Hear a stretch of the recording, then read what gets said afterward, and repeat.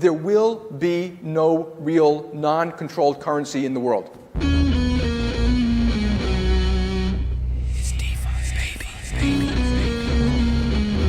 We're coming for you, banks. Bitcoin is punk rock. Deal with it.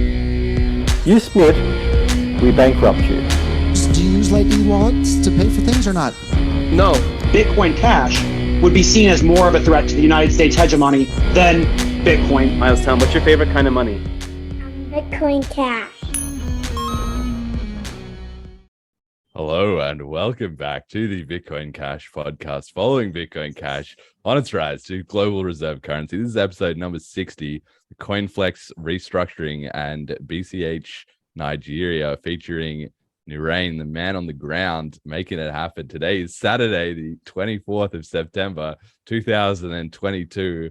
I'm your host, Jeremy. Jett is producing the show. We got a massive packed show today, and our guest is on the ground in Nigeria, working with BCH Nigeria to spread the good word of Bitcoin Cash in Africa. Welcome to the show, Nurain. How'd you get into Bitcoin?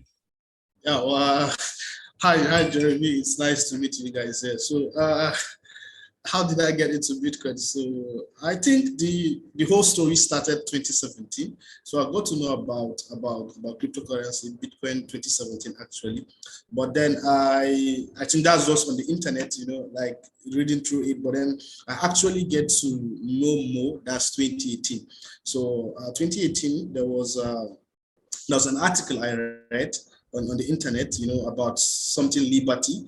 I think that was from bitcoin.com. So actually, then at that point, it was, I think, one of their free faucets where when you download a wallet, you get some few Bitcoin Cash in it. So that's how I got to know about Bitcoin Cash. So that's the first time I have a wallet. I downloaded a wallet. Then I got to try it. I was like, okay, that's cool. At that point, I was having two phones. So I was just curious, downloaded the other wallet from the other phone, tried to make that transfer, and it worked. So from that time, I think the whole experience, I just kept building on it, kept researching, and I got to know more about the community.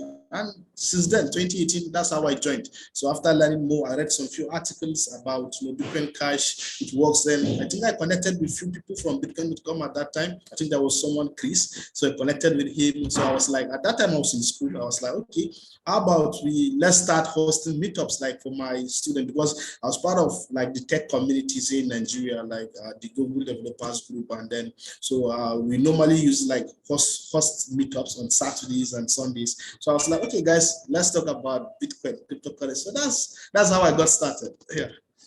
Yeah, that sounds like a pretty excellent introduction. Bitcoin.com, pretty authoritative source, especially if you got linked straight up. You can skip past a lot of the bullshit that people have to, like, they're gambling away on like some exchange and then they're losing their money and then they're getting hacked. And it sounds like you actually had the dream run where you just tried it as a peer-to-peer cash immediately and you were like, I get it, as opposed to people get diverted with all this other stuff. So yeah, it's actually great to hear then that it makes sense that you're a strong advocate for BCH if you just came into it straight away like that.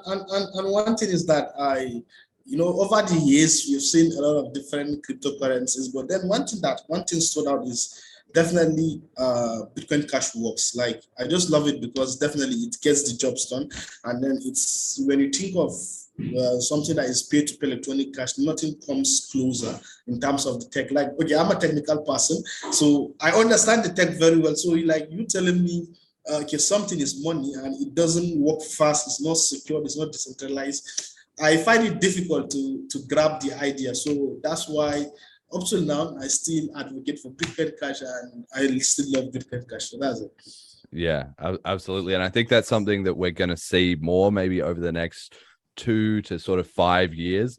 Crypto is now big enough that it's known. Everybody knows it. It's very hard to find people that you talk to, you say the word Bitcoin or you say even cryptocurrency or maybe even Ethereum, and they don't know what that is. They've never heard of it. But on the other hand, they might just own some in like some weird account, or they're still a bit unsure about it. I think as more and more people, I saw there was a stat that was something like 70 or 80% of the crypto new investors were in millennials or Gen Z, obviously the young people. And then of them, nearly half thought it needed to be a currency, right? They're much less interested in speculating or investing on it to sort of gamble, basically. Whereas I guess if you're maybe older, you're kind of like, well, I've got my stocks and I've got my retirement funds, and maybe I put in a little bit of Bitcoin, and then I hope that I just sit there and it all works out. No, like younger people are more excited about, look, you actually got to get some use out of it, which is pretty critical. So speaking of that, let's talk about the price. So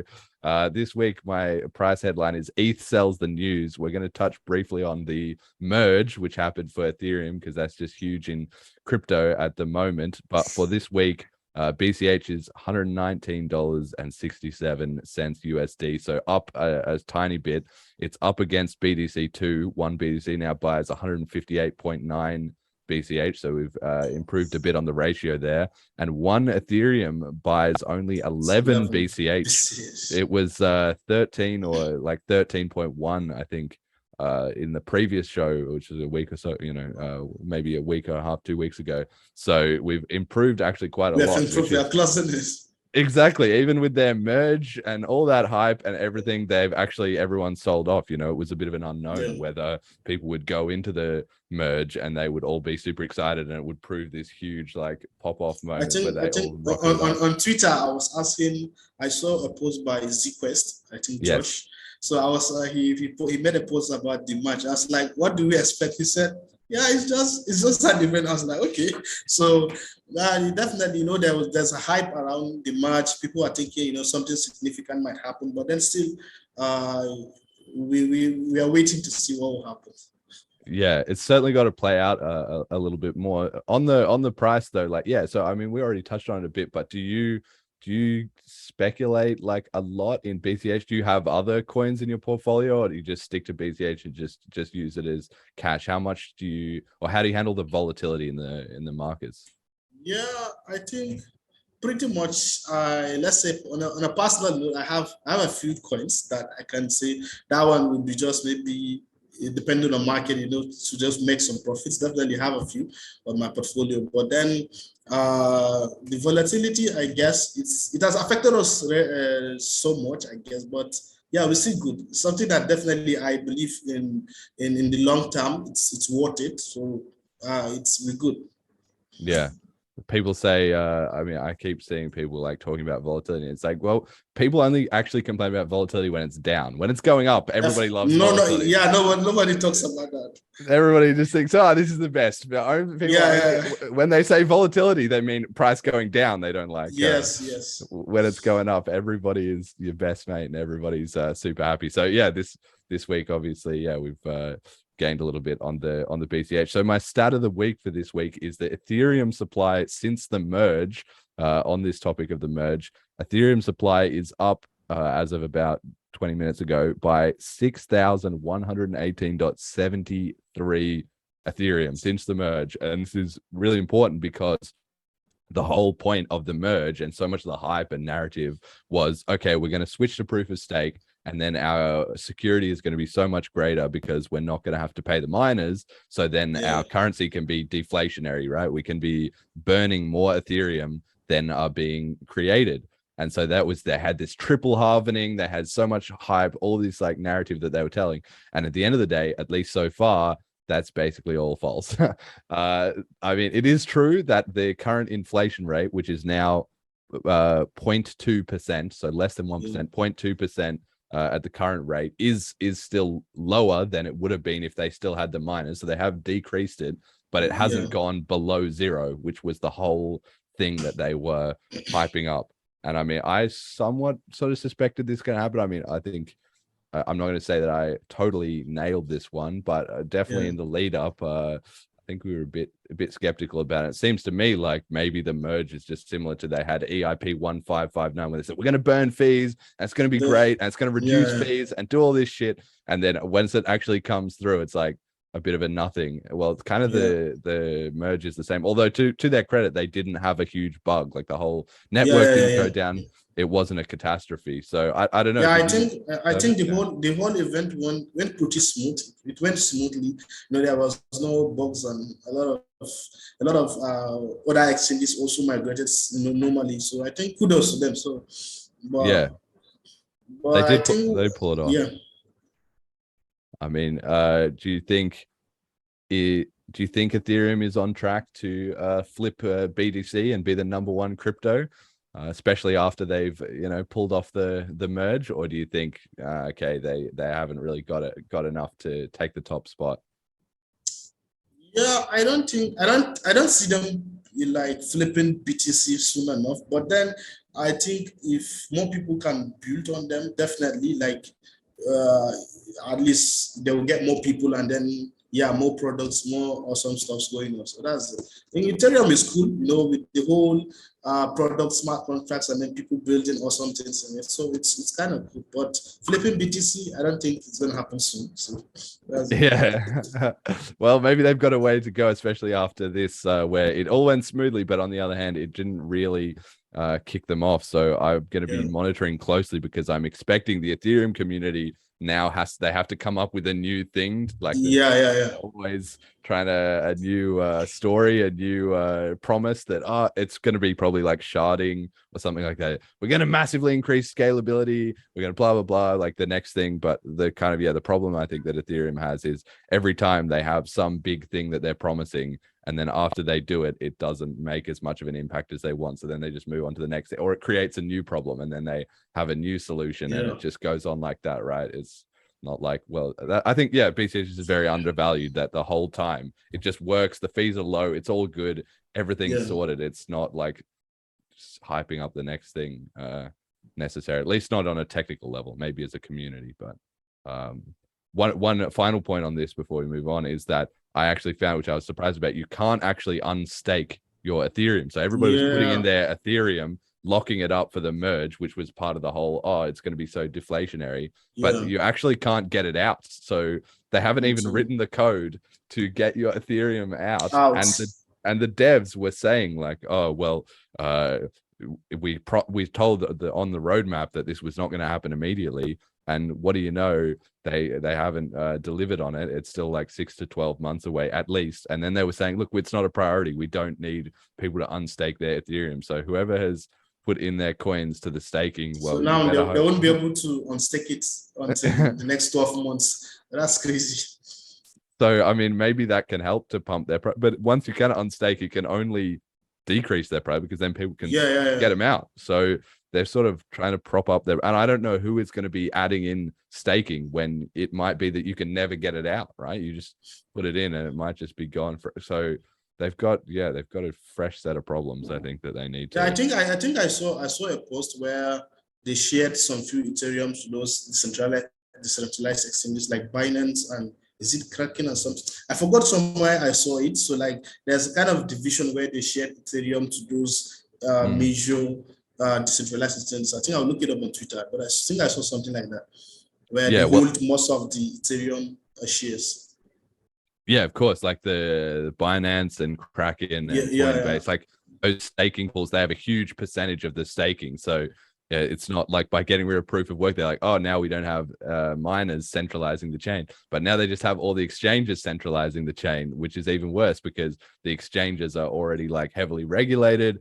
And obviously everyone, the exchanges already have power because they have so much reach in the ecosystem. So now they made them even more powerful now with the staking. So a bit of a risky situation, I would say. But apparently they think this is much better. So I guess we'll see. Anyway, everybody sold off Ethereum. So clearly the market wasn't that impressed in the immediate aftermath.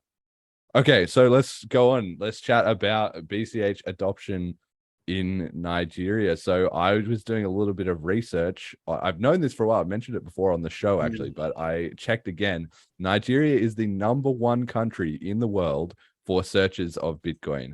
And it's more than twice as searched or twice as popular in Nigeria as it is in #2, which is Ghana, and #3, which is South Africa. So it's got a massive lead in how interested people are in Bitcoin. It's more than 3 times as interested as Australia and 4 times as interested as the US. So people in Nigeria clearly love Bitcoin, right? And Nigeria has a huge population as well. I mean, I guess some people would know, but not everyone knows. So it's 218 million people, which is the number 1, biggest country in Africa by population and number 6 in the world, right? This is actually a very big heavy hitter. Good internet and a very young population. 42% of the population is under the age of 14. So this is actually a perfect place for crypto to get traction, right? Because it's a young population. It's a big heavy hitter globally. And I think obviously people are very interested. So tell me about Bitcoin in Nigeria. Why is it so popular there? Why are people so interested? Yeah, I think over the past, let's say 3 years, there's been a very, very, very much interest when it comes to cryptocurrencies. The adoption rate in which people are trying to day by day trying to search know more about Bitcoin is just growing day by day. Find out that right now, people searching on it. What is Bitcoin? How does this work? How can I get money from Bitcoin? So it's just amazing. I think one thing that leads to this, adoption also help is the government policies and then the inflation rate. When I say so, there's a lot of inflations in the country right now, and then the government policies around some stuff that is also pushing people, to look for what will work actually. So I think that's one of the things that is. And like I said, there's a whole population of young people, like let's say the Gen Zs right now. A lot of people they don't even prefer to go open a bank. I think everyone would just download a fintech app in his phone, just sign up via his phone number, and then get started with banking. So it's much more easier for them to get onboarded. So the adoption rate is growing day by day. So I think what we want to see is more merchants, more people using cryptocurrency as money. So I think that's it. So and more apps, more platforms that will facilitate those adoptions. So I think that's what we want to see in the next coming years as well. But right now, I think at the rate of education, a lot of people, let's say, I can say 60% definitely know what Bitcoin is or know what cryptocurrency is, so which is awesome. Yeah, okay. And do you know, on the ground, are you seeing a lot of people interested in Bitcoin Cash specifically, or do they also like Bitcoin, they like Ethereum, they're interested in Binance Coin or Tether, or what coins do they tend to like? Yeah, you see, actually, this is the problem here. When we talk about specific coins, it all goes down to the awareness, the mode of awareness and level of awareness. I think people actually use what works for them, right? So right now, you find out that if someone doesn't know about Bitcoin Cash, it's because of its awareness. You understand? There hasn't been much awareness of Bitcoin Cash, or maybe let's say Ethereum or whatsoever. So, but people will definitely look for what works. Example, now in a country like Nigeria, let me just give you an insight. Definitely, say I accept cryptocurrency, right? It doesn't make sense for someone to pay maybe, let's say, $1 or fee for him to make a transaction. $1 right now is like almost 700 naira in Nigeria. So that 700 naira will get you a lot of things. You understand? So that means totally something like Bitcoin is not fit. It's not a good fit for adoption to use as money in Nigeria, right? So you see, so that's why we have to just keep promoting, keep making awareness of let's say something that works. Example, Bitcoin Cash does it. So right now, if you look at the mode of awareness, I think there has been heavily marketing by companies like Binance, companies like Crypto.com, companies like Paxful in the country, and also Ethereum lately and Polygon. So what these guys does is, I think they have a lot of funds on their hands, so they push adoption. Like now, if you go to like Lagos Airport, you see Binance banners, billboards, digital signboards, on the streets, you see them. So these guys are pushing a lot of money, you understand, into the country, whereby so when anyone sees Binance, definitely will look at, okay, what is this, right? So I think it goes down to level of awareness, and also people in Nigeria definitely will use what works. So if we have more awareness, you don't need to tell someone go and use Bitcoin Cash, because definitely you will use it because it works for him. So that's it. Yeah, I think that's kind of an interesting thing about the whole crypto phenomenon is the fact that these exchanges are getting super rich because everybody wants to gamble on all these different coins in one way is like actually brilliant for cryptocurrency, because even if we have a bad reputation for being about gambling or whatever, it means those exchanges are making so much money that they basically are the advertisers, and they can pay to spread this all around to everyone. And then once people get the idea, once they get involved, then they themselves find onto this one or that one, right? But somebody needs to get them interested, and obviously that takes money. So if the exchanges are the ones drawing in lots of people, then that's actually brilliant. I mean, hopefully they get the idea about actually transacting on chain, but you've got to start somewhere. So that's maybe a good hook to get them in the door, I'd say. Yeah. So then on with BCH Nigeria, so you have an actual like organization going there. Just talk to me about that. When was that started? How many people are involved, and what's it kind of working on? Yeah, like I said, let's say single-handedly, I started Meetups 2018. That's me personally talking at events. So, but then we come up with, let's say, an organized group. That's 2020. So with the admits of Corona and everything. So I think after we did, we have a group of cycle of people, spread across, that helps in most of them. All of them are interested in crypto and also are tech enthusiasts. So I was like, okay, guys, let's do this, right? Since I know this community, I know how this thing works, I think let's help spread the word. So I think we started working as an organized community in 2020. Some of the meetups we've been doing was online, virtually. So like 2020 changed, Corona period, the pandemic changed a lot of things. People are now open to like virtual conferences, virtual meetups. So we tried our best to like keep hosting those meetups, on a weekly basis. So which we have been doing the education. So I think after the first last year, I think it's almost a year now because it was August. So we did we decided to, okay, let's see what we can do with the few funds we received from the community. So what we did was, already we have been doing education, right? The education was amazing. The meetups we have been hosting. So one thing is that we've partnered with a lot of people. There are other crypto communities or other people doing the same thing. Nigeria is very big. We found out that we have 36 states in the country, right? So 36 states, and then the population around 200 million people is not easy. So the work is not easy. I think we haven't done a little bit, but we are trying our best to see how we can reach every part of the country in terms of the education and awareness, and also that. So we started by meetups. We host meetups in several places, educate people, organize meetups for them, talk to them about Bitcoin Cash. So one thing stood out, like when you show someone, okay, this is how this thing works, definitely they get hooked, you understand, they get hooked with it. So I think in education, I can say we have done more than 60%, I'm very sure, because we have partnered with a lot of people, some crypto education platforms. They are under our partners. We've collaborated with them. So in like taking the education to several places. So right now in Nigeria, we also have a hub, a Bitcoin Cash hub, a BCH hub in Yola. You can just Google search it, BCH hub, you see it here. So the idea of the BCH hub came, I think somewhere last year. Last year I was invited to a crypto blockchain hangout in Abuja. So where I met CEO of Paxful,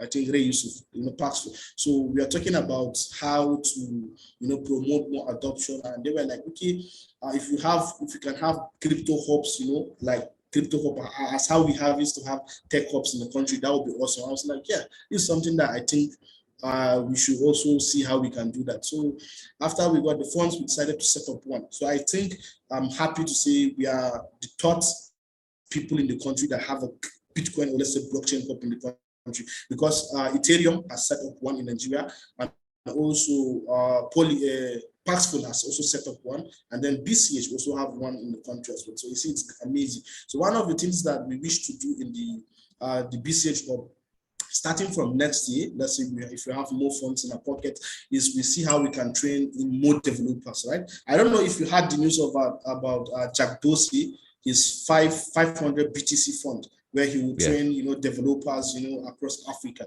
So we want to do something similar. Why we want to do something similar is looking at the long term. You understand? When you look at the long term, definitely we need more developers, more products in the market. Right now, if you look at the Nigerian tech scene, we have found out that everyone is trying to build on fintech, right? But if you look at the long projection, people need to, for you to use those cryptocurrencies, you need something that will facilitate the whole experience, a platform and app. Do you understand? So that's what leads to all these ideas. We want to build, like let's have people build solutions that will be using Bitcoin Cash, directly. We know our problems. We know, let's say now, maybe you can build a simple delivery system that uses cryptocurrency as payment. Build a simple ticketing system. You understand? So there's a lot of ideas that if we have these developers, definitely it's going to be a very good startups. We'll bring a lot of startups from the country, bring a lot of that will also be extended to all other African countries. So that's one of the goals, and also spreading adoption and education as well. So like creating contents, we have been doing that as well around Bitcoin Cash and the meetup. So that's what we have been doing so far in the country. So, but looking at the merchant adoption, it's something that we wanted to start, but then there was a hold, like a lot of policies, a lot of government regulations, things are not working. Like right now, do you know that I cannot be able to do any transaction with my Nigerian cards? Like any transaction above $20, I cannot be able to do it.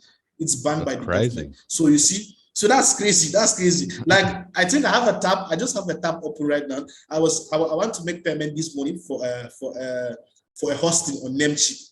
You find out that you cannot do that with your credit card. I have to do that with BCH. Do you understand? So you see, so it's just crazy, like to think of this. So what we are doing is we're trying to see how we can build platforms. Right now we're working on an app.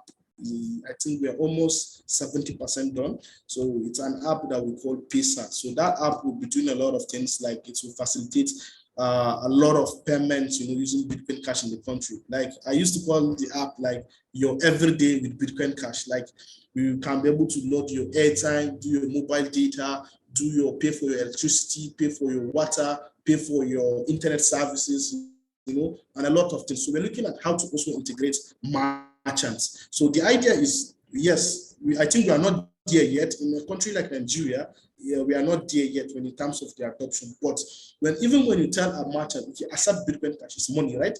I think somehow he still needs to see how he can be able to convert that BCH to a fiat. You understand? So you have to provide him with that if you really want the adoption to move forward. Because up to now, they haven't, the mentality of Bitcoin or crypto is still money, hasn't manifested really yet. So we still have to provide them with that means. So, but if you look at platforms like Go Crypto and other platforms, they actually don't work in Nigeria, right? So we still have to see a way we can build these services that will work for our own country people.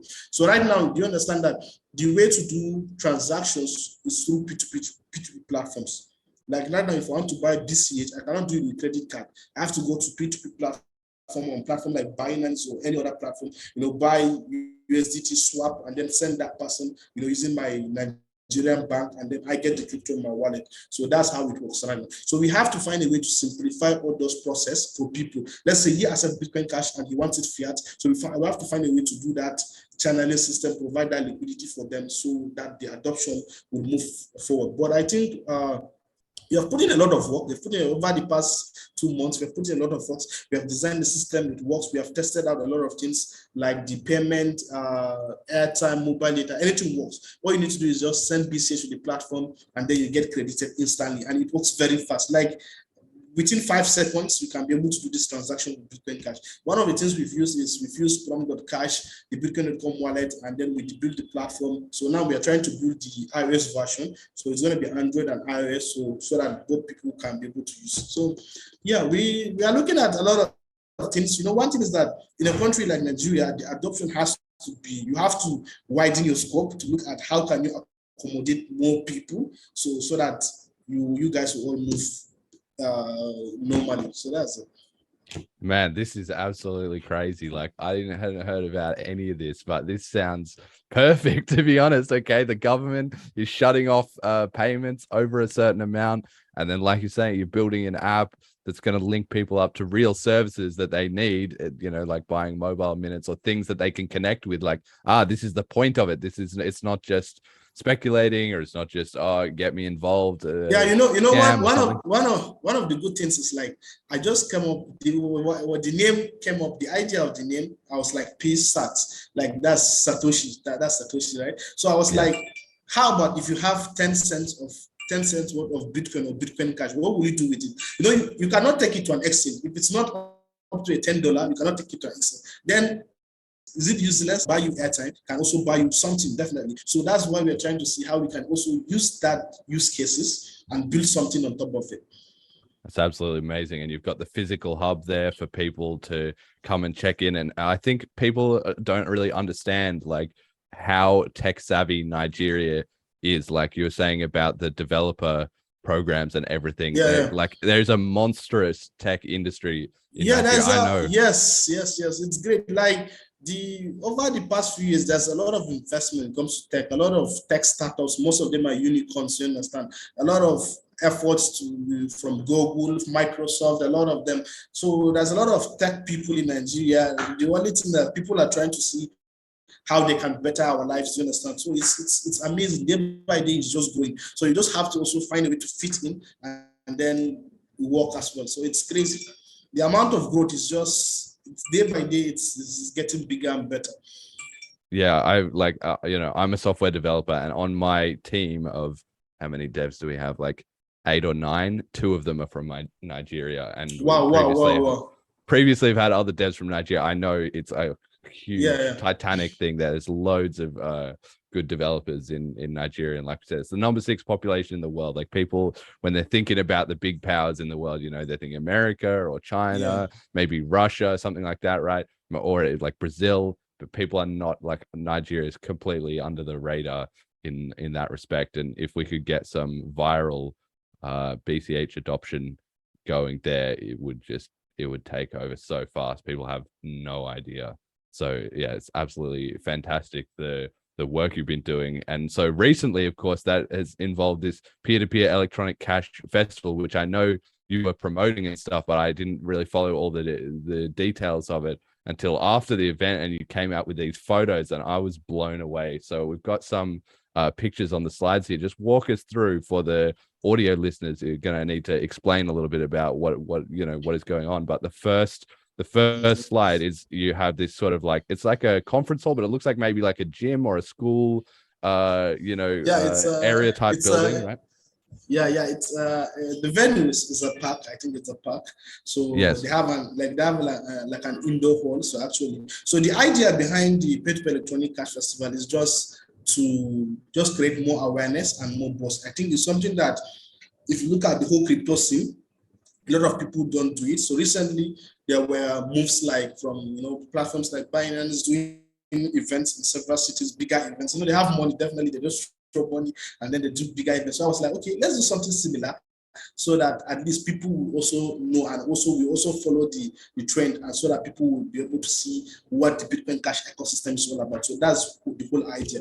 So after that, I was like, yes, this is something that we'll definitely do it every year. It's going to be every year. We'll hopefully stick with that. So because of the feedback, the responses from the community, and how people were like, oh, I've missed this, like, I was like, okay, this is something that definitely we'll do it each and every year. So the idea was, we had some, speakers. Some of the speakers traveled to Yola, where they talked about several topics, regarding, first of all, we had also some speakers online. I think someone like Corbin from Bitcoin will come join us. Vikram, I think he also joined us. Roger was also supposed to join us, but then he called in, like something came up, but he sent a video message to all of us, which we played. So it was awesome. Like, we talked about a lot of things. I talked about the Bitcoin Cash ecosystem. I showed people, the amazing tools and services, the developer ecosystem, the SDKs, APIs on the Bitcoin Cash ecosystem. So it's just a lot. People were, and one of the things I love about the event, how we structured it, is the marketplace we did, where we showed people, how to experience, real life using of cryptocurrencies. We find out that, people, you talk about cryptocurrencies, but they have never used it in real life. No one has ever tried to purchase something, with cryptocurrency. People. So we did that, and people were like, just amazing. People don't even know these things exist. So I was very happy. The whole experience, it was a good one. So good one. So, yeah, the attendees is massive. Like, anybody who's tried to organize any sort of event or anything knows, like, even getting 5 people to show up to like a bar meetup or something is hard. But in this photo, it's at least like 50 people, like maybe closer. It's packed. Like, how many people do you know came to the event? I think we had more than 300 in the More than venue. 300. Yeah, we had more than 300. I think also there are people who join us online. I think about close to 100 and something, 120 that join us virtually. So it was amazing. Like, one thing was that there was not a lot of planning, a lot of planning, but I was like, let's just do this. Let's see how it goes. So, but thankfully we were able to like pull this off, and it was great. It was great. That is absolutely Titanic, and you've got these, BCH. Posters and flags and like things everywhere. Like people are getting the idea. It's a brand. Yes, they were clicking with that. I think, right? Yeah. So that's the whole idea, the whole concept. We try to have a lot of swags. We share to people. People received that we got them download wallets. We shared some free Bitcoin Cash with them.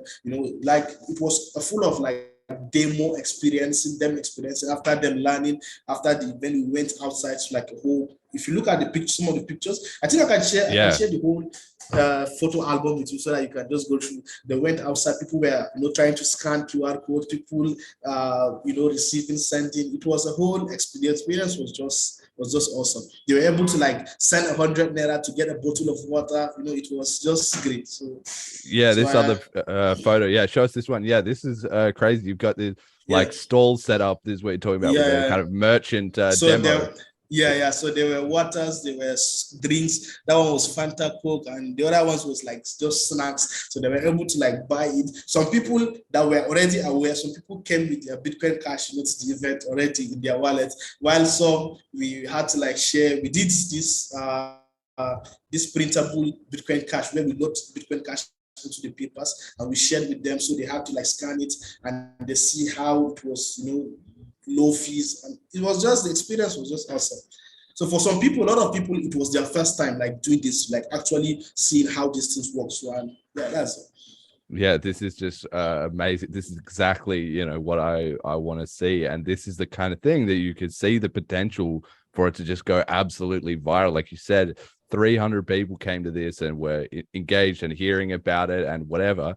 Well, each of those 300 people, if they go home to their family, where they tell another like 4 or 5 people, like that's just definitely. I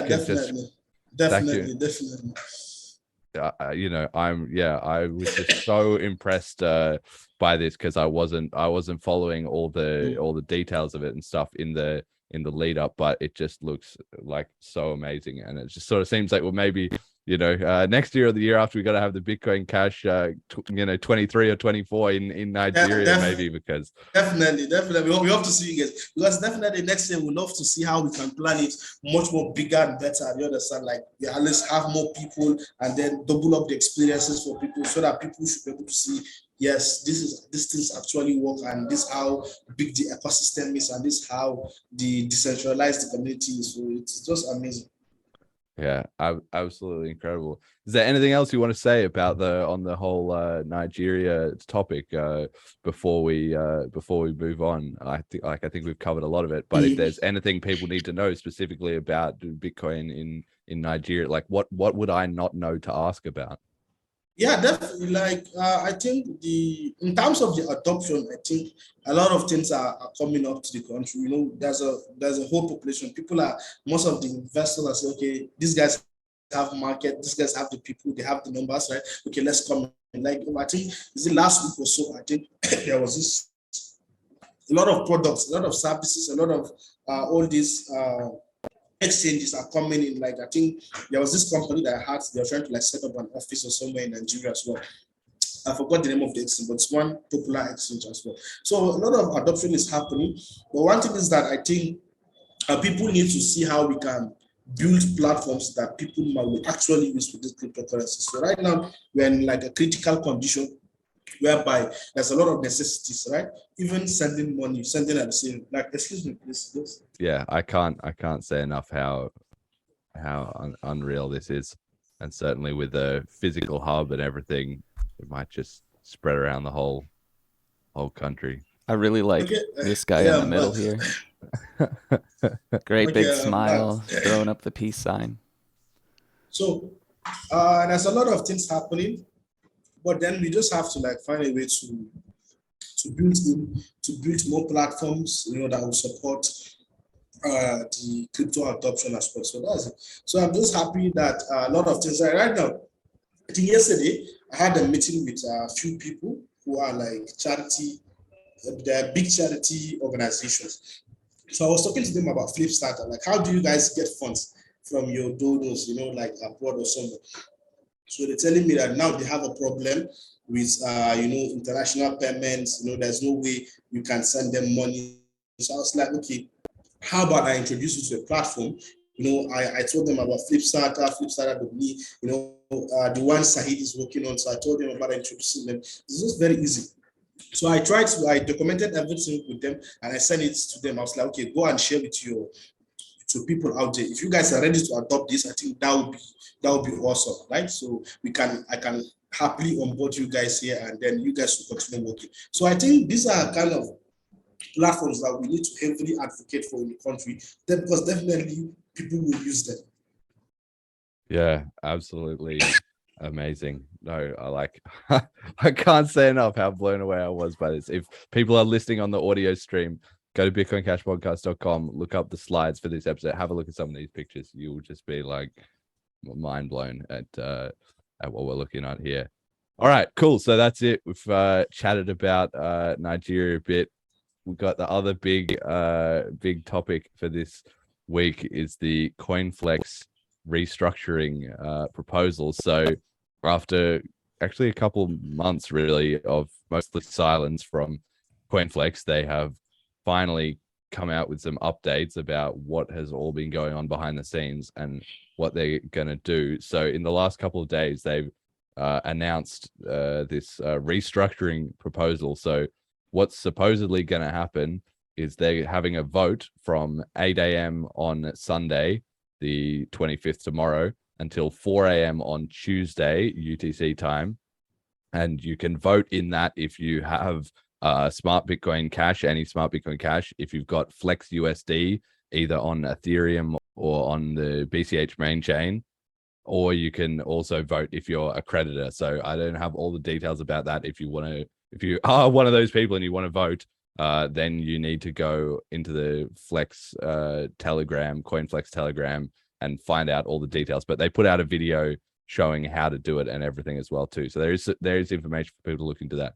But for everybody else, the upshot of it is that they need 75% of the people who vote by value. So if you're a big investor and you've got $1 million, well, then you have $1 million worth of votes, basically, versus somebody who has $5, they only have $5 worth of votes. So 75% of all the people who are creditors to CoinFlex, excluding the people who don't check in, the people who don't vote, they are discounted. So 75% of the people who actually vote have to ratify this proposal, have to agree to it. And if they do, then CoinFlex is going to go and put it in the works and get this plan happening, which they said would take about 4 to 6 weeks, supposedly, because they have to go and do it with the courts and get it, it all agreed, right? So, and if that doesn't happen, if the vote fails, then they're going to have to rework things, I guess, take some feedback and see if they can do another vote later. So that's what's going to happen. Of course, the meat of it is, what is the actual plan? So the plan is that all of the assets in CoinFlex that are not USDC are going to just be sold into USDC to just bring it all down to how much money they have left, basically. And this includes, and we'll touch more on that in a second, the 101,000 SmartBCH that is backing SmartBCH. So all the crypto and I guess other fiat currencies, I guess, or whatever that CoinFlex have, they're going to sell it all into USDC. Then the creditors are going, who have so far have only had 10% of their value unlocked in the past. They got 90% locked. Their remaining 90%, however much money they had in all these different coins, converted all into USDC. They get a sort of payout in 3 different forms. So if you have $1,000 locked, once everything's converted into USDC, then you get 126 USDC. This is roughly, but this is their estimate. 126 USDC. So you get 12% of your money back immediately. So kind of like a 78, an 88% like haircut, immediately. So it's pretty brutal, but you get 12% back immediately in USDC. And I guess you can withdraw that and buy your BCH back or whatever if you had different coins. Then you get 564, so 56% of your value is basically converted into RVUSD. So this is their plan that if they can collect funds back from Roger Ver in a lawsuit, then they'll be able to pay those out $1-to-$1. But I guess in the meantime, it's unknown whether they will be able to do that. So people, I think they're going to have a trading market for this. So you might be able to sell those at 50% off or 80% off or 20% off. The market will just decide what they think the chances are of getting the money back to back that up. And then, but so 56% of your money is in that.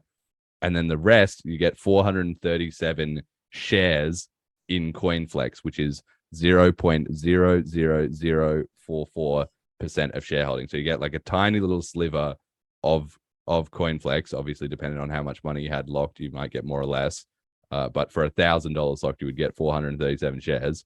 And that the value of that is also quite unknown, right? How much is CoinFlex worth as a company? And I think they're going to have a market for that as well too. So from your $1,000, you're getting $126 back in USDC, and then you're getting a massive pile of Roger Ver USD that might be worth a decent chunk, or it might be worth basically nothing.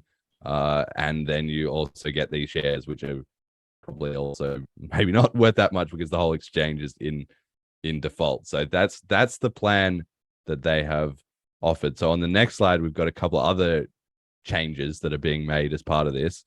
So CoinFlex has said, look, well, to facilitate all of this, what we're going to do is 65% of the company is being given to the creditors. So that's the shares that we were just talking about before. 15% of the shares are going to be for the employees of the company. So they're motivated to actually fix things. And then the Series B investors get basically the other 20%. So people who had already bought in and invested in CoinFlex, they're getting all their shares. They still have shares. So that's going to be the new arrangement, which is pretty interesting. Like, I mean, the creditors will then own the majority of the company. So that's why things have to be done with these votes. I guess we'll see how that plays out. And they're also having the board members. They're adding a platform depositor, a SmartBCH representative, a Series B investor, and an independent director onto their board. So I don't know whether people think that's useful. Do you have to go in a minute, man? You're looking like no. I'm just got some time. It's still absorbing it. Okay, all right. I'll keep going through all this. So they also released a balance sheet of how much money they have. So Jett, if you can pull that up, I'll send you the link before. But essentially, according to them, I'm going to round things off to the nearest 100,000. They have, as of August, they have $800,000 in cash and cash equivalent, 4.3 million in stable coins, USDC, USDT, and Flex USD. Now, Flex USD is a big question mark there because that might actually not be worth anything. So I don't know how that's like factored in. That's a bit of a weird one. They have 6.8 million in Flex coin. But again, Flex coin's value has absolutely cratered. It's only 19 cents at the moment. So when it was like $3 or more. So I don't know. Again, like if they've still got 6 million of this, they must have had so much money of Flex coin beforehand. But I guess they probably couldn't liquidate it all because there wouldn't have been all that much buying demand even at that high price. So I don't know, they're doing a bit of creative accounting here from my point of view. They've got 32.7 million of customer assets. So that's what's left of everybody's BCH and USDC and BTC deposits and whatever. So that's solid. So, I mean, looking at this list, that's the most solid part that they've got, 32 million there. They've got 83.8 million receivable from defaulting customers. So they don't actually have that. That's a fantasy. That's a hope that they either get that paid back if Roger has a change of heart or if the lawsuit delivers the money, but that may or may not happen. They've got 4.5 million in collateral receivable from lenders. So that might be solid. Other lenders that are not defaulting, that could be a thing. And they've got 500,000, nearly 600,000 of receivables and other assets. So that all adds up to 133.6 million in assets. But you know, when you actually just chop out the bits that are fluff, basically, if you get down to just the customer assets, maybe some of this USDC, the cash, and maybe some of these collateral and their other current assets, it's looking more like, let's see, 32, 40, like maybe in the range of like 45 million. Depends how generous you want to be with their Flex coin holdings and their Flex USD and how much of their collateral you think you'll be. So it's more like they've got really about $45 million of money, as far as I can tell. And then their liabilities, they've got 153.3 million in customer liabilities. So that's the money that they owe to everybody had deposited on the exchange. So things have gone from 153 million down to 32 million of their assets. Then they've got due to lender 12 million. So I guess they have money coming in, money that they owe to other people as well too. And trade payable and accruals for $600,000. So that comes up to 166.6 million in liabilities. So according to them, they are $32.8 million in the red, in the negative. But that's a complete fantasy once you factor out all this other assets that they listed that aren't actually really anything.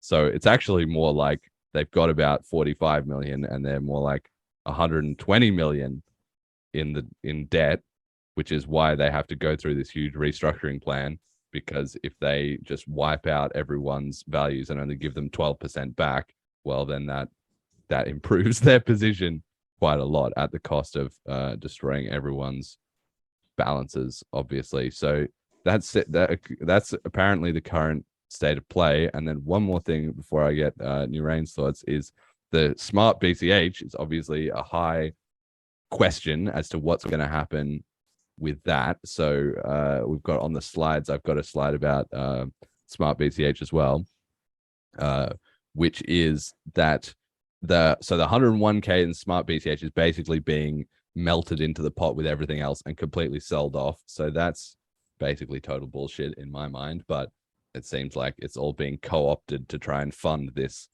$120 million hole that they find themselves in. So the SmartBCH is only worth about 10 million, and they've got their customer deposits is 32 million. So the SmartBCH is maybe a third of that money that they actually have. But there's sort of, I guess, good news in inverted commas as to that supposedly that 101k is all being lumped in and sold off for USDC, but the bridge is going to be given from CoinFlex to the SmartBCH Alliance, which is a company in the British Virgin Islands that nobody knows very much about. So that also is a huge question that remains to be seen. Apparently, they are going to take over the entire backing of the chain, and they will make, supposedly, as far as I can tell, the 101,000 BCH all redeemable. So they have their own 101,000 BCH, supposedly, that will then be one-to-one redeemable. And they are going to become a creditor of CoinFlex. So they're going to get a 12% share, like everyone else of the USDC, and they're going to get some RVUSD, and they're going to get some Flex equity. So I guess if they, supposedly they already have their own money, and it will be up to them to chase around CoinFlex and try and get back whatever they can. Of the 101,000, 33,000 of the SmartBCH is already on CoinFlex accounts, which is all being liquidated down to zero. So I guess in that sense, the whole is maybe not 101,000 after everything gets sold off. Maybe it's more like 66,000. And there's also another 39,000 BCH, which I'm not entirely clear on, to be honest, which is with Matrixport, who's a company by Jihan Wu, who might also be involved in this SmartBCH alliance. So it's a very complicated scheme as to whether that like they are also, Matrix Sport has the 39,000 that CoinFlex supposedly owns, but CoinFlex is already massively in the hole, and they're going to be giving the bridge to the SmartBCH alliance. So maybe Matrix Sports just keeps the BCH. I'm not totally clear about all that. So, and the final thing is that the SmartBCH alliance supposedly is going to be the one with a decentralized bridge coming out at the end of this year too. So there's a lot in that. Nurain, what are your thoughts on the whole CoinFlex disaster and this latest news? Seriously, yeah, I think it's a great one since they come out with all these more details. So at least probably they find a way to see how they can sort things out. But I just hope CoinFlex was a good company. They started things really great, and it seems like they figured it out. But then I don't know how they ended up in this whole mess. But I just hope things will be fine for them and okay. But since they're coming up with these more details, that means I think they have a plan. There's a plan to make sure that things are going to go okay. So that's it. It's a lot, seriously. It's a lot. The whole mess and then the whole issues is a lot. So, but I just hope they settle things. Yeah, just before I leave, I think it's almost time. So it's almost time. Yeah, just a few things before I leave. So I think from us, probably next year it will be just more adoption, more bigger awareness from our side here in the country. And then, like I said, we are also looking at training more BCH, developers in the hub as well. So that's it. So for people out there as well, if you want to work with us, join us, volunteer, please feel free to reach out, because we're having, let's say, more hands on deck to the team, because we are growing. We have more volunteers, not only the community members, but then the people that will at least put in more effort, more work. So that's it. And also, before the year runs out, our app will also be live. So, and also we hope to see more applications, more app. So to more meetups, more partnership, more sponsors, and shout out to everyone out there in the community who has also been helpful and supportive of the Bitcoin Cash Nigeria. We hope to do more and much more better. I think in the coming few months, I'll be speaking across, I think, more than 10 different events. I don't know if you know of DevFest, festival events by Google. So I'll be speaking here in Nigeria. I'll be speaking in more than 10 DevFest. So it's still going to be about crypto, blockchain, Bitcoin Cash. So for the next 3 months, I think starting October, November, December, there'll be several DevFests in several cities. So I'll be traveling to, I think, a lot of cities coming next week.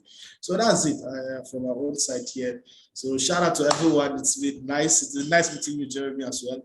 So that's what we have been up to. So please, if you want to reach out, or we have a lot of things in store, just feel free to reach out on Twitter. Okay. Yeah. So that's good. We'll get you. I'll get the links down below. But just shout out your Twitter handle so that people can. I think it's Nurain.crypto. So, but Nurain Nurain_dev. So that's my Twitter. That's it. And we'll put the links in the description so people can find you, and anybody who wants to chip in and help out and contribute to what you're doing, because that would be absolutely mega. You're doing great work, and if you've got to go, thanks for coming on the show. That's great, Jerry. Nice to meet you as well. So thank you. Nice to meet you. All right, bye. Ciao. Yeah, Jett, bye. We'll chat more soon. Thanks, man. Right. Well, Nurain had to. He told me. I think he was planning to have more time, but I think he got invited off to speak at another Bitcoin Cash promoting event at the last second. So actually, things are kicking off so hard that he just said, "Yeah, look, we've only got an hour when he planned to have more time." So actually, but that's great. Bitcoin Cash is absolutely kicking off, and we've got to finish. Got a few other topics here on the show that we can just finish out. But as far as this CoinFlex situation goes, my thoughts. I mean, I'm not voting in this. I don't have any money, or maybe 5 cents from when I was transferring through some funds on CoinFlex ages ago. I think I have half a SmartBCH or something. I already used the bridge, the BlockNG bridge, to take out most of the money that I had in there. So I probably won't be voting in this proposal. As to whether I think it's a good idea, should people vote yes? Oh, I forgot to mention that of that 75%, the reason this plan is getting put out there is because the major, they have a group of 10 big investors or big creditors, you know, the largest accounts on their platform, the whales, and they, I think, are worth about 66% of all the creditor deposits on CoinFlex. So of those people apparently all agree with this plan or have been consulted and everything like that. So if those 66% are already going to vote yes, and they only need 75% of the people who vote, that's already a very good chance that it will pass, because some people just won't vote at all, or a lot of people won't vote at all, so they'll be taken out of it. And then you only need, so let's say 20% of people don't vote, so 80% of people are voting, and of that, you only need 75%. So the 66% would already get them over the line if 20% of people don't vote. So I think it's probably a pretty high chance that the vote does actually pass. If I was a holder, would I vote for it? I think probably I would, but it's hard to know. Like, if you don't vote yes, then you're just going to get another proposal, and I don't know what's going to be better in a different proposal. Like, certainly a lot of question marks remain about the SmartBCH backing the SmartBCH Alliance. Who are they? Where is their 101,000 BCH that they're coming up with?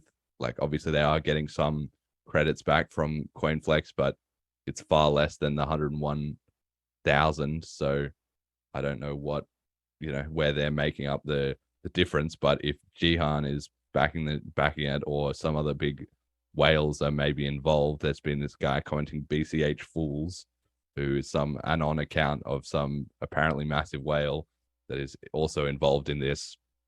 So somebody is coming in to back up all of this stuff.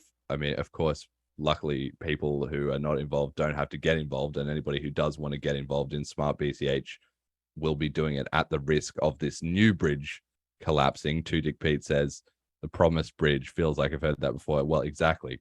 It's not necessarily the case that it's going to be any different this time. I sort of think things couldn't have got any worse than they were with a uncommunicating CoinFlex holding the funds in limbo forever, with the whole chain just kind of slowly dying. So in that sense, I think it's a move forward that there's at least something going on. And SmartBCH Alliance, they might be good or bad, but it's probably better to take a risk on them and at least see if they're going to be any better, if they can build up trust, or they can release a decentralized bridge, instead of CoinFlex, who are obviously clearly busy enough trying to fix up the flaming wreck of what's left of their exchange. So Nurain was certainly a lot more optimistic about the whole thing than I am.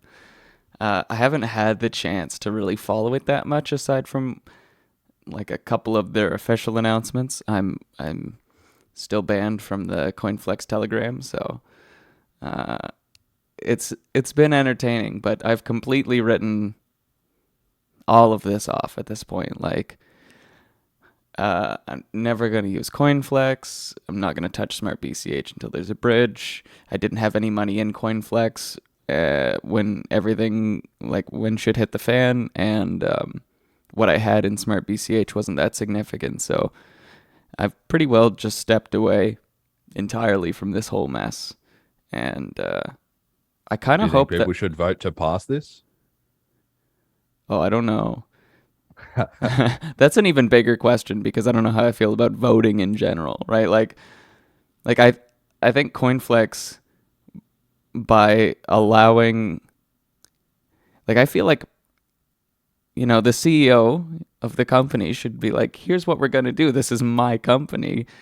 And allowing this voting, I think, is more a PR move than anything, where it's like, no, you're part of it. You can help make a decision. But in my mind, it's like the people shouldn't have to make that decision. The mess shouldn't have been formed, and it's your company. You should take that responsibility and figure out how to fix it. Well, yes and no. I mean, the ultimate, deciders in a company is not the CEO; it's the board of directors who report to the shareholders, right? So, in the past, presumably Mark Lamb and whoever else, were the large shareholders. But now that they fucked up and lost all the money, under this new plan, 65% of the equity is going to the creditors. So the creditors are actually the ones essentially owning and running the company, just indirectly, and only to the extent that they're allowed votes by, in this manner. But that part sort of does make sense to me. I think if they get the money, if they end up getting the money back from Roger Ver, well, it will have been a whole saga, but people will have got most of their money back, right? They've already had 10% unlocked. They're getting another 12% now. So that's, if this passes, right? So that's 22%. And then if the Roger Ver, if they get 56% if that gets recovered, which is not going to be for ages, so you've got lost opportunity cost of time. But if you have that, then you're getting close to like 75-80% of your money back, which, given how disastrous the whole thing was, that's probably about the best you could hope for. Plus you would have the Flex coin equity, the Flex exchange equity, which I also think is probably worth nothing. So, but I mean, that all hinges on the lawsuit actually coming good and getting the money back. Right. Without that, you have been absolutely wrecked, and you've lost 80% of your money in exchange for a lot of stress and trauma. Flex coin, if you had any of that, has basically gone to zero. Well, or 19 cents. Your Flex equity might be worth shit if they haven't done anything, and if they lose the lawsuit, and your 56% Roger Ver USD might also be worth zero if that fails. But on the other hand, it seems at least a step forward to me to let the market decide, because at the very least, if everybody votes for this, the Roger Ver USD can float on the market. People who want to get out, with 30% of the value there when it trades at 30 cents can do that. Or people who, maybe there are people who are like confident that CoinFlex is going to win, and they're going to, provide exit liquidity for people who think that they're going to lose. That, to me, that seems like actually not such a terrible situation, given the options available from this point with everything fucked up. So yeah, I do think that, like, if I had a significant amount of funds wrapped up in this mess, I would do like whatever seems like the largest opportunity to get the money back. So if that's a voting, sure. And if this is the first proposal that seems kind of promising, that won't just fall out from under itself, then yeah, I'd take it and run with it. I think my thoughts on it are just summed up with, like, I'm just disappointed. Like, I feel like I'm a disappointed parent in an exchange, which is weird, but they should have done better. They should have known better. We shouldn't have ever been in this situation. Then again, it's an exchange. I don't know how much we can expect them to be respectful, like, whatever. Well, it's been a learning point for the ecosystem, and I'm a bit of an optimist in life in general. So, although I think a lot of this CoinFlex stuff has been mishandled, there's still a fraction of me that feels like it might all kind of come together. Obviously, a lot of people will still have lost money, and this would be a complete disaster. But I can sort of see a world, maybe, again, I'm not saying this is a complete hopium, but in, let's say, 2 years, where the lawsuit takes a bunch of time, some sort of settlement comes out of that, one way or another. CoinFlex gets a bit of money back, maybe not all of it, but some of it or something. They pay out, so people didn't lose all their money. They only lost, the 50%, let's say. And in the meantime, the bridge is given over to SmartBCH Alliance, who do actually deliver on their bridge, and they reback the chain and people are reassured enough that it's kicking off, and the momentum that was building up there kind of gets rolling again slowly. Like, obviously that's the ideal sort of case, but I don't think that's completely out of the realms of possibility. Like, maybe it's unlikely, but I don't think it's like, I don't think we should just, okay, forget all this, it's all fucked. Like, there's nothing there. There's still a lot of, like, the fact is the SmartBCH chain has stayed up this whole time. Clearly there was a lot of interest in investment in building it and backing it in the first place. So whatever whales are coming out of the shadows to keep this project alive, it seems like they're not just going to let it die. And just, I don't know what SmartBCH Alliance is going to come up with, whether or not they're going to deliver on the bridge, whether or not they have the money to back it or whatever, but time can tell. And at the moment there's no backing, so the possibility of them backing it is better than nothing.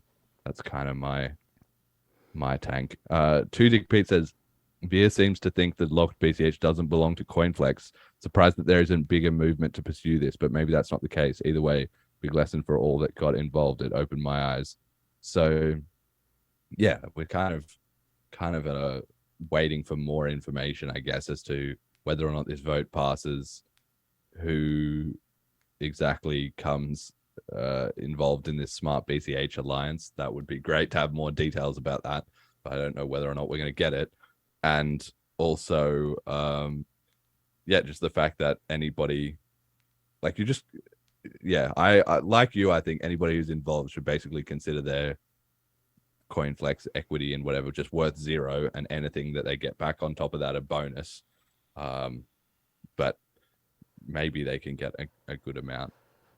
How long do you think like this will all take to finally be resolved? Well, if the vote goes through, which we'll know by next Wednesday, so we'll be able to talk about it on whenever the next episode of the podcast is. And then they said 4 to 6 weeks to actually implement it. I think that's not going to happen. I think even if it got voted through, I think it would be more like, maybe 3 months before all this would actually be done. If they said it's going to take a month and a half, I would expect at least 3 months, given the pace of things that they've said in previously, like, we're going to just quickly do this, and then 2 months later until they actually do it. So yeah, I think it would take maybe 3 months for that part of it all to get sorted out. For the actual lawsuit, I expect that's going to be, CoinFlex's initial estimate was a year. Maybe that's a year and a half or 2 years for that to come through. So we're not going to see any like big resolution quickly, I don't think. But the main point to me is just that SmartBCH doesn't die completely and it's all over, which it seems like it hasn't. You know, the chain is still running. There's still people in, trying to get involved in fixing that and building the bridge and everything. Because if in 5 years, this might just be like the DAO hack of Ethereum, that was a huge disaster at the time. Right.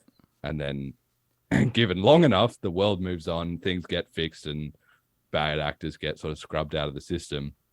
Like, I can just see a world where in 5 years, as BCH is just roaring to life, like this whole CoinFlex disaster is just a weird footnote in the history, just kind of like Mt. Gox is now for Bitcoin, or the DAO is for Ethereum. Do we have an update with the Mt. Gox stuff? I haven't been following that. I know Cheap Lightning posting the telegrams about it once in a while. He said that they're getting close to getting some payouts. And I mean, that will also, well, the thing is, the main thing about that is, will it move the markets, right? Because people have this theory that if the Mt. Gox holders are by definition OGs, and a lot of them are on that peer-to-peer cash time, maybe they take their BTC payouts and they just flip it to BCH. I mean, the ratio is 160 to 1, so you only need like less than 1% of them to do it, and we're already making gains on the ratio. Of course, it's by value, and one of the biggest holders supposedly of these Mt. Gox coins is also Roger. So if he gets his payout of like, I don't know, 50,000 BTC or whatever the hell that he's had locked up in it at the time, then he alone could be more than enough to create a big impact. But I also don't see him getting his payout and immediately switching all of it into BCH. maybe some of it, but it doesn't matter. It's like the more resources he has, probably the better for the BCH ecosystem anyway. So, yeah. And one final point about this CoinFlex thing, then we'll move on, is this 101k SmartBCH is, and all the other coins that CoinFlex have are all just getting dumps on the market. So as if we haven't had enough bear market, that's clearly going to be a lot of selling pressure that's got to be absorbed somewhere. But to me, the sort of copium take, I guess, is that on the other hand, once that's done, it's out of the system, right? Then CoinFlex doesn't have any more power. It's not hanging over the market. And Mark Lamb was saying in the chat, I think it could only move the market a couple of percentage points. He's confident that there's enough liquidity in the whole ecosystem that it will be able to absorb that without completely cratering. I think that maybe that's a little bit optimistic, but I think it's easy to undervalue how $10 million of sell pressure. Yeah, it's not good.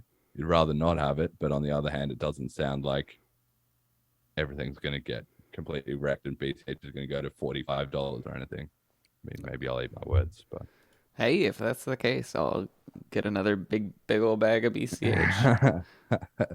Well, yeah, as we've often said on this show, you've got to be in it for the long run, dollar cost average, and have your finances sorted outside of BCH, because that's just the only sane way to play. Let's move on then. We've got a couple other topics I want to hit as well. So BCH 22 has had a new speaker announced. Sunny announced the Honorable Dr. Terence Drew, who is the Prime Minister of St. Kitts and Nevis. So I had, to be honest, never heard of Dr. Terence Drew in my life, but if he's the Prime Minister, that means he's the top guy in St. Kitts. And I was actually blown away that he's going to come and speak at this conference. I mean, we obviously have MP Bryson in St. Martin, has been supporting BCH previously. This shows a huge vote of confidence and interest from the local community. I think, your Prime Minister, maybe St. Kitts is a small place, but still your Prime Minister, he's not just showing up to something if it's nothing. To me, this is a huge signal that the local government is actually bought into the project. It'll be interesting to see what he says, but I can't imagine he's going to come along and say, I hate Bitcoin Cash. Why would he do that, right? So seems more like there's been enough ground impact in terms of adoption and people using it and opportunity or potential that he's interested and in support of it, right? Just like when we saw the hearings in St. Martin about the legal tender laws, and the people who were against it, even though they were against it, they were kind of saying, these Bitcoin Cash stickers are everywhere, and people are using it and it's taking over kind of thing. They were a bit panicked about that. It seems like this might be a similar thing. Maybe this is what it looks like. And it really also contrasts heavily with Nayib Bukele in El Salvador, who's been shilling up the whole B2C thing. And recently there's been a lot of articles coming out saying a year of B2C in El Salvador, it's all failed. The price has crashed. It hasn't taken off, excepting a couple of small cases. People just cashed out their 30 USD. They're not interested in using it. It hasn't gone viral. And I saw Mark Valzon actually was on a Monero stream where he talked about going back to El Salvador and basically confirmed that it's a pretty niche thing still. So if this could be the opposite, if St. Kitts is kicking off enough that the politicians are taking notice, seems perfect to me. I don't know. What do you think about this? I kind of distracted myself. I think it'd be hilarious to be a BTC person watching this that pumped up El Salvador and be like, what in the hell? This 160 to 1 smaller market cap coin with, I'm sure, a smaller vocal community by numbers is doing this shit better than us. And add that to the list of shit we're doing better than them. Well, eventually it's going to hit a breaking point, right? That's kind of the thing, BCH is just the little coin that Bitcoin, the actual Bitcoin always has been, it's always just been, no matter what the haters think, no matter what fucking odds it's against, somehow it's like life. It just finds a way. Bitcoin finds a way. And this is a classic case of the same thing, I think, which is that when those St. Martin signing of the papers, Roger was signing of okay, we're going to look into legal tender, and MP Bryson's getting his salary in BCH. And then Samson Mao was on that shit. Yeah. And he was saying like, ha ha ha, I'm doing, my adoption, and Roger's doing his. Clearly he's, the shitter one or whatever. But then it was like, oh, we're going to fix this. But he didn't fix it, not from his point of view of getting everyone onto BTC. Instead, they just told him to rack off. MP Bryson said, I've seen this kind of manipulation before. I'm not interested. And what do you know? Here we are a year later. The El Salvador experiment is getting panned and criticized around the world. Hasn't really taken off. BCH is maybe starting to get there, No, Jeremy, whatever you say right now, say with complete confidence. You look like a saint. Yeah, I've got the light streaming, spreading the behind me, gospel of BCH. That's right. We are ascending into BCH heaven as StKitts is coming. I'm trying to maybe change the curtains a little bit. Maybe just leave it. Maybe it looks cool. I don't know. Yeah, I mean, it's a little distracting, but it looked nice. There you go. The light is shining. Satoshi is shining upon me. I don't know. We're going to see at this conference, right? We're going to see exactly what's happening and what the vibe is on the ground and stuff for ourselves. And obviously we'll report that to the listeners. But it's got, it could just be Matt. Can you imagine if Samson Mao tweets again, like what if at Samson the shows up? Good question. I don't think he'd have the balls, but maybe. Yeah, I really don't think so either. But I do think that some crypto people tend to be a little more extremist leaning than most. So it wouldn't surprise me to see a BTC person there just to shit on people, if anything, and then be like, what is this? Well, what are you going to do? Like, how are you going to, the thing is that the real world just, shit talk online and the real world are just completely different things. That's the whole point of this is, okay, there's can be loads of shit talking online about Bitcoin in El Salvador, but if on the ground people aren't using it, there's no disputing that people aren't using it. Like, what do you want? It's no amount of tweeting about how superior things are is going to make people actually use it in El Salvador. And it's kind of the same in StKitts. Like, if you want to be some salty hater, are you really going to buy a flight to StKitts, organize, take time out of your life, come along? And what are you going to do when you get there? You're just going to be surrounded by BCH people who are going to be like, whatever, you're a negative hater. Like, what? It's not like you're going to be able to actually do anything or convince anyone. Like, don't you have who in BTC has the time and effort to come and get involved in this?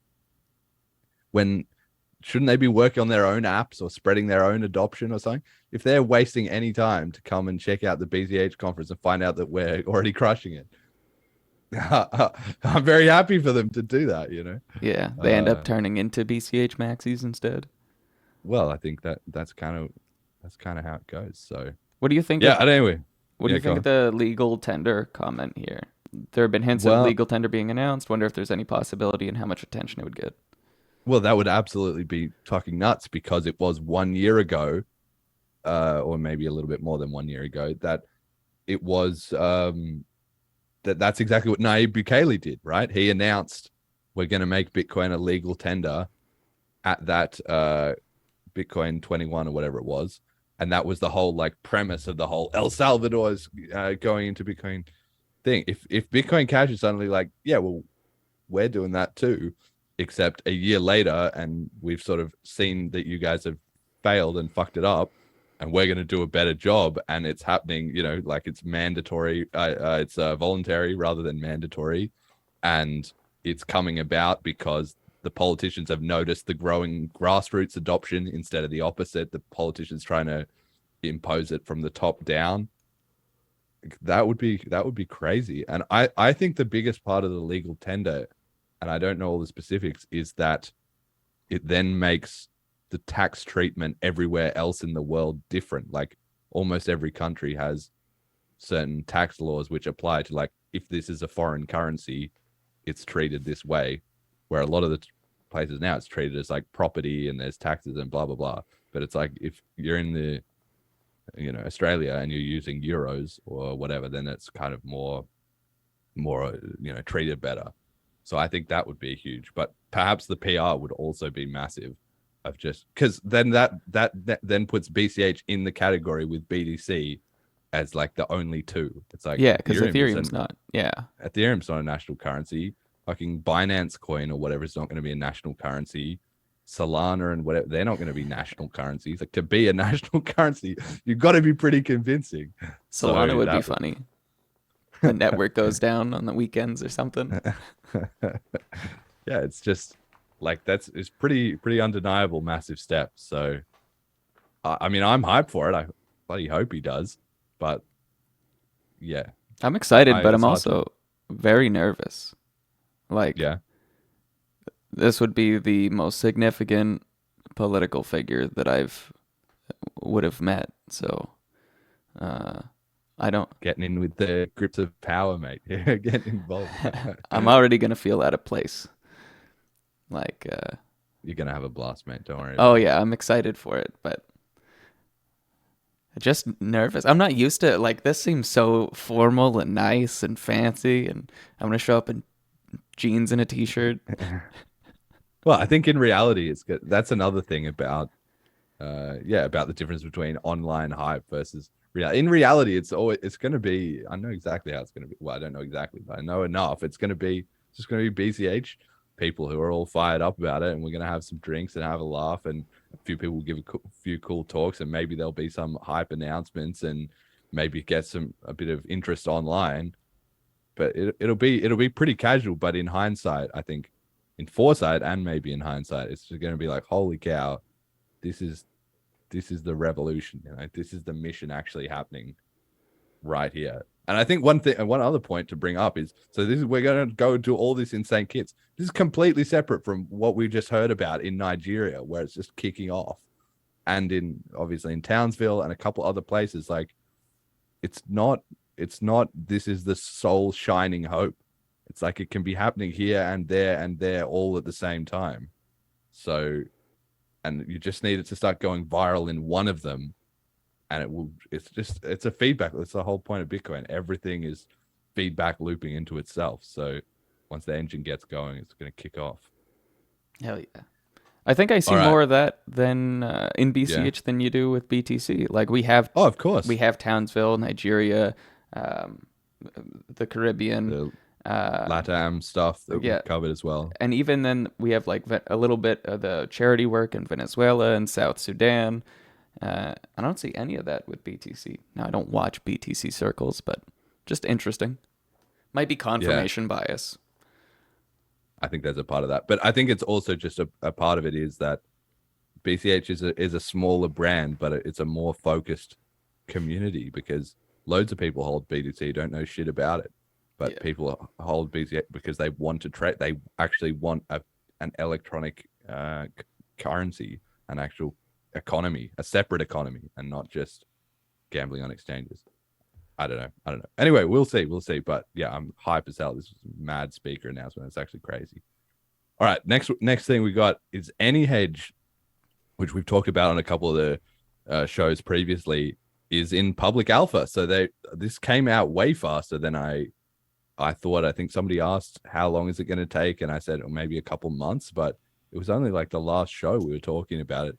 It's now publicly in public alpha, I guess.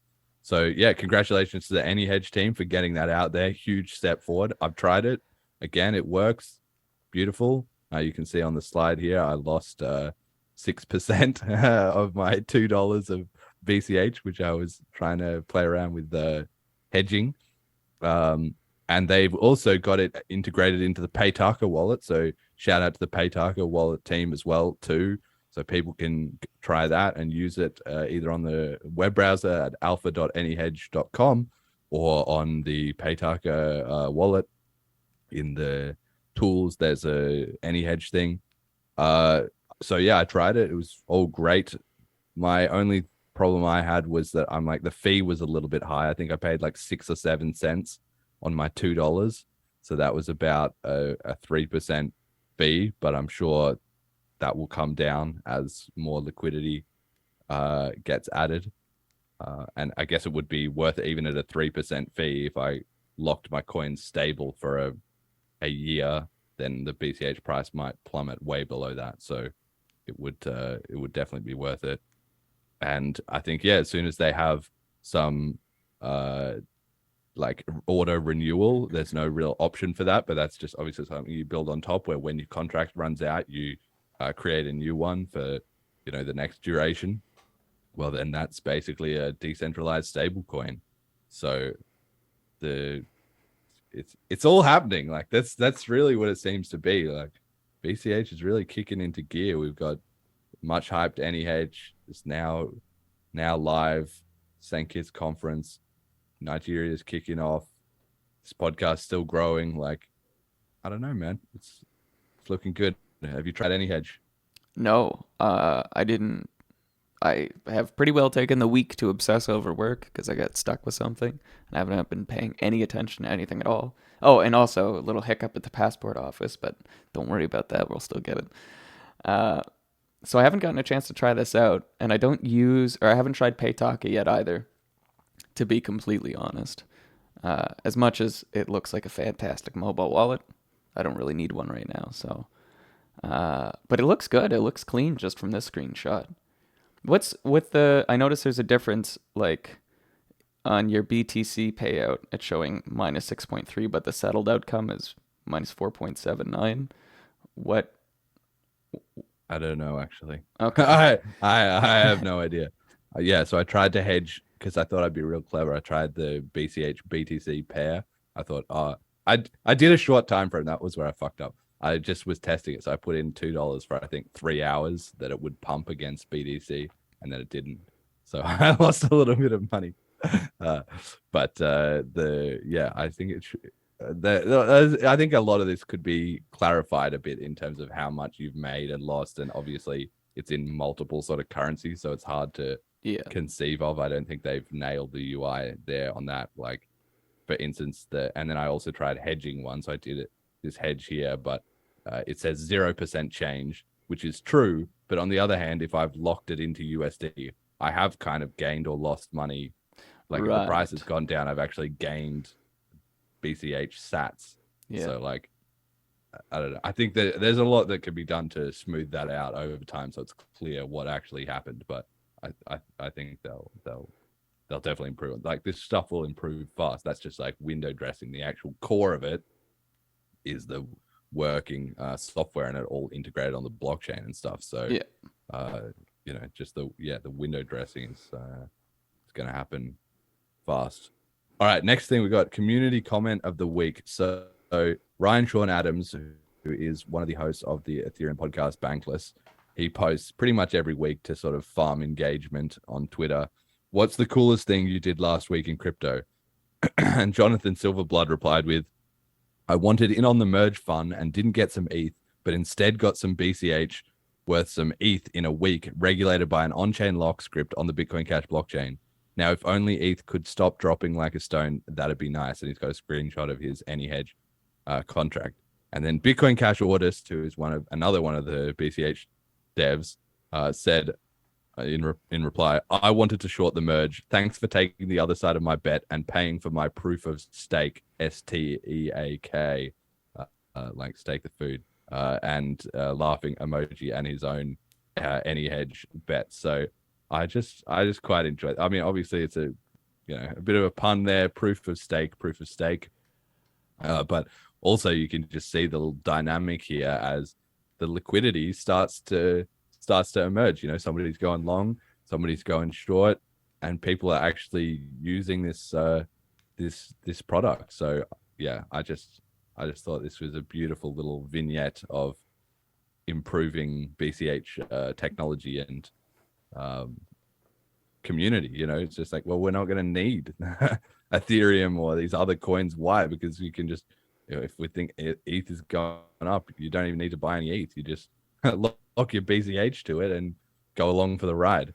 Also, the merge kind of failed, so unlucky for Jonathan. He had a bit too much faith in the merge, looks like. But yeah, this really was just another buy the rumor, sell the news event. Like, it seems to just be the constant in crypto. Never buy the news. Yeah, exactly. Well, what did you think of what did you think of the merge? You didn't really chip in before. Were you impressed about it, or just? I was surprised that things didn't fail, like that it wasn't buggy as hell. So kudos to that.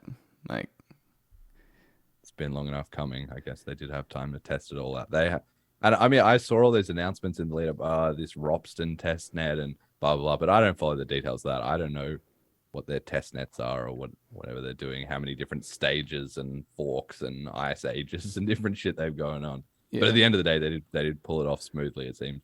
It was smooth, yeah, like the pro was it was smooth and they didn't have bugs. The con was it was so hyped and it just under delivered that massively. I also don't understand the hype. Like, even I was watching Cody and Noel's podcast. It's called Tiny Meat Gang. Shout out to them. And they were just talking about crypto, and they brought up, I think just as like in passing, they brought up the merge. And they're not crypto people. They used to be developers, but they're just comedians now. Well, not just comedians, but anyway. And I'm pretty sure they were like Cody mentioned proof of stake, and the conclusion was like, why would anyone want that? And so if even these like borderline normie influencers are like, nah, proof of stake's whack, then how are the more technically inclined like, I don't know, proof of stake seems like a mistake. and I still haven't found a compelling argument for it. Well, I think as far as I can see, the two arguments for it, both of which are, I think, pretty terrible, but the Ethereum community. Yeah, climate is not an argument. Climate in my change, mind. that's not real. Yeah, like what? Okay, you can sell your chain as more ESG friendly. That's not making a difference, man. Like, people are not picking their crypto based on whether it's environmentally friendly or not. Okay, maybe some people will. I'm not saying literally no one. But on the other hand, it's like, are you going to get a titanic unstoppable advantage by being ESG compliant or whatever? No, like, crypto just doesn't give a fuck. It's just going to carry on. You know, it's the market. People are paying for the electricity because they need it to actually, the coins have utility. That's what justifies the proof of work. And that's the reliable That was what Satoshi invented. That was the whole point. So getting rid of that is just kind of like, well, you're back to fiat where the rich get richer and it's all just going to centralize into them. Great job, guys. That's the one reason. And the other reason basically is number go up. They've just turned into what can we deliver to pump up their coin. That's what EIP 1559 was. Right. We're going to burn our fees to pump our number up. And then it was the merge. The whole like bait and switch was we're going to have the merge, not so that then we don't have to pay miners. And if we don't have to pay miners, well, our number will go up faster. Of course, that's not happening so far, but that was the idea. The triple halvening, we're going to have fee burning, and we're going to have, what they haven't realized is that somebody still needs to pay the fees to burn. And Ethereum does have a lot of demand. Don't get me wrong. It's got more demand than every other chain pretty much in terms of people willing to pay fees to use the network. But this merge, the fees have dropped off. Like, I think it's like 7 Gwei at the moment for gas fees or something like that, when it was 14 or 15. And like their community is barracking for fees to go up for someone to want to pay a ridiculous amount of money to use DeFi contracts so that they can all get richer by sitting around with their ETH bags. It's even more number go up than the number go up people. They've outdone Bitcoin in that sense. Like, at least BTC people aren't hoping for, I guess they are hoping for higher fees, but they're not going out there as, oh, please use Bitcoin and burn your fee so that we can get richer. That's not happening. I'm sure someone's arguing for it, but no one's listening to them. Yeah, that's right. Even the BTC people are just like, no, we've got 21 million. Perfect. Yeah. That's how it will go up because there's a fixed amount. But yeah, it's not. So Ethereum is going to have to find more people who actually use this network. Like these Ethereum guys, like Ryan Sean Adams. Okay, you're on Bankless. Great job, mate. Are you paying these 7 Gwei fees to buy your sandwich? No, you're not. So don't tell me that it's the triple halvening ultrasound money. Give me a break. All right. That's enough about that then. We got meme of the week, comes from Eric Wall, who I've been keeping an eye on. He's, of course, a big former Bitcoin maximalist, or especially BTC supporter in the block size war, who has been trending away from BTC and causing a lot of rustle in that camp. He posted, "I've had dinners with Jimmy, considered him a friend." So this is a reference to Jimmy Song, who is another guy that is a big in that community. And they've had, I don't even know what the drama is, but supposedly they've had some sort of falling out, basically over Eric realizing that Lightning's a bit of a sham, and maybe the BTC side was wrong, as we've covered before on this podcast. So he posted a meme, which on the left side, it's a graph. On the left side, the y-axis is friendship, and on the x-axis is years. So it's 1, 2, 3, 4, 5, 6. Time going along. How does the friendship change? And so it starts with follow you back, like follow it on Twitter, and the friendship goes up a little bit, and then retweet something you wrote, and friendship goes up further, and then recommends people to follow you, the friendship goes up further. This chart is called "What is it like to get to know and make friends with people you like in Bitcoin?" I should have said that at the start. So it's a chart of how people make friends with Bitcoin. So anyway, recommends people to follow you, and then meeting at a conference, and it goes up higher. Conference. Meeting up. Yeah, he couldn't even spell it right. And then meet up around the conference, dinners. It's kind of flat, but it's like more conferences, more dinners, very high friendship. And then it just suddenly, after year 6, it just plummets off to unfollows and blocks you immediately down to 0. And then it just goes along for a bit at 0. And then it plummets even further into the negatives, down to, this guy's a moron. I'm embarrassed. We even spent time together. And that's just, he's just encapsulated this toxicity of the BTC community in that, everything's going great until suddenly there's a big falling out, and it's like, fuck you, I hate you, go away. And I thought this was funny, not only because this chaos is happening in the BTC community, but I think it's true of crypto in general. Like, a lot of people in BCH have had falling outs over different things, and this CoinFlex scandal is the exact same thing. Roger and Mark, I'm sure they were best buds, getting along great. We're in business, we're doing this, until suddenly it was like, fuck you. You've scammed me out of 84 million. It's all over. I hate you. We're never going to talk anymore. Like, things just build up slowly and then come to a crashing end, as crypto relationships sometimes go.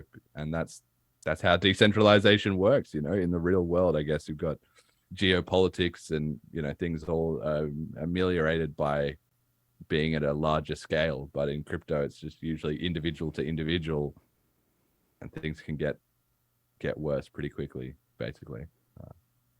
So it made me laugh. But, yeah, I'm keeping an eye on Eric Wall.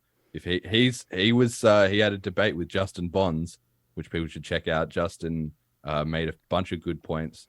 In fact, he's basically now on the Ethereum hype train, but he was formerly big on Bitcoin Cash, and he's still making the same point. He said he was writing a history of the block size war as well. So that should be even more promotion of BCH. So he was kind of saying like, BCH maybe worth a look, or like he was at least shredding apart the BTC arguments. So it's the narrative is still circulating away. People are still got this in the back of their mind, and the more toxic these BTC people are, if they push out people like Eric, well, he'll sooner or later he'll click onto BCH. It's just a question. He's big on BTC and ETH at the moment, but if BCH starts surging like this national legal tender look, like that's the kind of thing that maybe he thinks, wait, am I missing something? Clearly he's already prepped in his mind for something like that. Okay, BCH Merchant of the Week. I'm adding a new segment after it's been requested. I think every week we'll just try and quickly shout out someone who accepts BCH, people should check out. And for this week, it being the first week, I thought, look, let's just start with one of the best examples. So Purse.io. If you don't know, go to Purse.io on your web browser, and you can buy anything on Amazon with Bitcoin Cash or with BTC. But why would you do that? So you can get a discount, just set a slider, and it's great. Like, Amazon has anything you could ever ask for, and you can pay in BCH. And it all just works. So check it out if you want to spend BCH. Great way to get started. All right, message to the community. Do you have a message to the community this week, mate? continuation on the last slide, Purse is great. I've been using them for years. I think we should get more BCH people on it. Recently, they launched I don't know if it's open to the public, but they launched a beta for Lightning Network payments, and I think they're working on integrating that with the platform. So, as much as I support them doing whatever they need to make their company more accessible and better for their users, I think a nice influx of BCH users would probably be a good sign as well.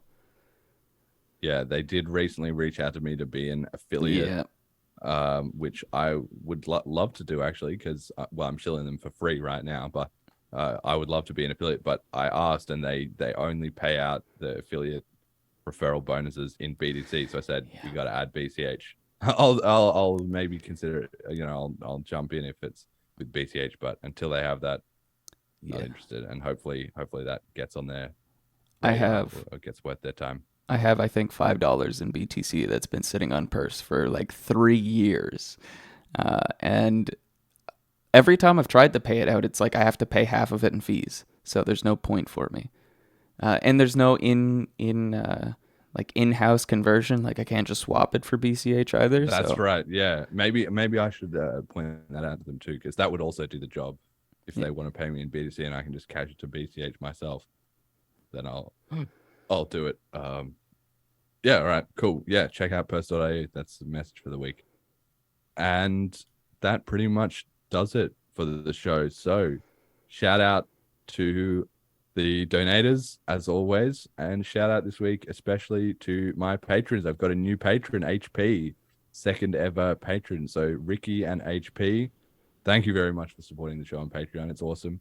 Thank you to everybody who donates in BCH as well too, even better than Patreon, because you just get the sats directly. Check out the start guide, FAQ, and links at www.bitcoincashpodcast.com. Thank you to the podcast streamers. I've had more people asking about that, and I do see some of the sats come in from that as well too. So that's PODCASH. Somebody asked me about that. I'll try and put a link to that in with all the other links in the show notes for people who are like, what was that app? Podcast. Check that out. And shout outs. Do you have a shout out this week? No, not yet. I didn't speak to the fella, so. Okay, all right. My shout out goes to Declan and Karen, who are two mates of mine that I was traveling with in Portugal recently, and we had a great time. It was actually awesome to hang out with, and George, I guess, too, as well. But Declan and Karen, we were traveling around. We were having a great time. Portugal's a pretty interesting, cool country. Yeah, had fun. And at the end of it, Declan said, tell me about your podcast. Like, we didn't talk really all that much about crypto. Like, it kind of got mentioned in passing, but we didn't really talk about crypto. But at the end, he was like, what's the URL again? And maybe I'll listen to that. So if you listen to this episode, Declan, good to have you as part of the revolution. So that's it. Until next time.